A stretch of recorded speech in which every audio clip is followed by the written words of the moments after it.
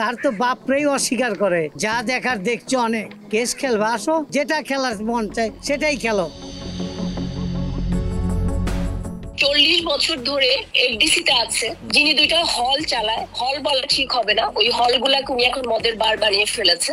আমাদের সিনেমাটাকে আসলেই ভালোবাসতো, এশিয়া হলটাকে উনি মদের বার বানাতো, সিনেমাটাকে উনি কখনোই ভালোবাসি। যার কথা আপনারা বললেন তার তো বাপরেই অস্বীকার করে। ও কার জন্মের ব্লাডের প্রবলেম না হলে কেউ এটা বলতে পারে না, কারণ ও যাকে যাচ্ছে মুখ দেখলো, যাকে যা চিনলো দুনিয়া, তার কথাই ভুলে যায়, তার দুনিয়াতে আর কি দেখবে। আমি ওনাকে কখনোই পিতা সমান বলি নাই, কখনোই গুরু সমান বলি নাই, কখনোই কিছু বলি নাই। হ্যাঁ, একটা কথা আমি সবসময় বলেছি, সবসময় বলে আসছি, আমার প্রথম ছবি ছিল যে রত্নগর্ভা মা, সেটা রিলিজ হয়নি, তারপরে কিন্তু ওনার ছবিটা দিয়েই আমি আসছি। ওইটাই কিন্তু এই প্রোডাকশনের আমার ফার্স্ট এবং লাস্ট ছবি। এরপরে কিন্তু এই প্রোডাকশনের সাথে আমার কোনো কাজ হয়নি। আমাকে যে পরিমাণ কনফিউজ করা হচ্ছিল যে আমি 50টা ভোটও পাই নাই, আমি কেন এখন এফডিসি তে বসে আছি, আমাকে সকাল 7টা পর্যন্ত এই জিনিসগুলা বলে কনফিউজ করে দিচ্ছে। এই জন্যই আমি ওখানে বসে প্রথম কথাটা বলতে, আমি তো চিন্তাও করিনি আমি এত ভোট পাবো।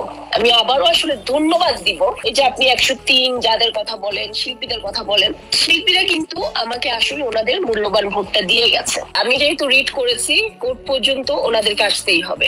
কোর্টের সাথে এই সদস্য পদে কোনো রিলেশন নেই। আর উনি যদি সদস্য পদ খারিজ করতে যায়, সেটার জন্য কোর্ট আছে, আইন আছে, বাংলাদেশে তো আইন আছে। আমাকে নিয়ে যখন কটূক্তি করেছে তখন তো ওনারা কোনো বিব্রত হয় নাই। যখন আপনারা একতরফা আমাকে নিয়ে বলেই যাচ্ছিলেন, ইলেকশনের দিন যেখানে ভোট গণনা হচ্ছিল সেখানে গিয়ে যিনি পার্টিসিপেট করে উনি নিজেকে বলছে আমি প্রার্থী। তো ওখানে যারা ছিলেন এনএসআই এর লোকরা জিজ্ঞেস করতেছে যে আপনি কি? বললাম আমি প্রার্থী। মদ খেয়ে নিজেকে প্রাপ্তি বলতেছে আর কাপড় চোপড় ছিটতেছে। যখন আমাকে বারবার বলা হচ্ছিল যে 50টা ভোটও নাই, আমি যাতে চলে যাই, ডিসি না থাকি, তো এই জন্যই এটা আসলে ওনার কাছে আমার প্রশ্ন যে আপনি আমাকে কেন চলে যেতে বলছেন। খুরশিদ আলম খুশরু সাহেব এবং আলম গীতার কি একজন ন্যাশনাল অ্যাওয়ার্ড অভিনেতা? গীতায় কি খুব বেশি ফেমাস?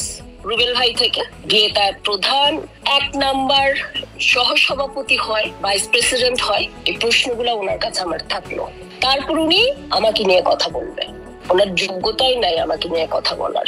উনি যেটা বলেছে আমার মানসিক সমস্যা আছে, সেটার জন্য আমি ওনার নামে সাইবার ক্রাইমের মামলা করবো আসার পর। এটা উনি এইভাবে বলতেই পারেন না।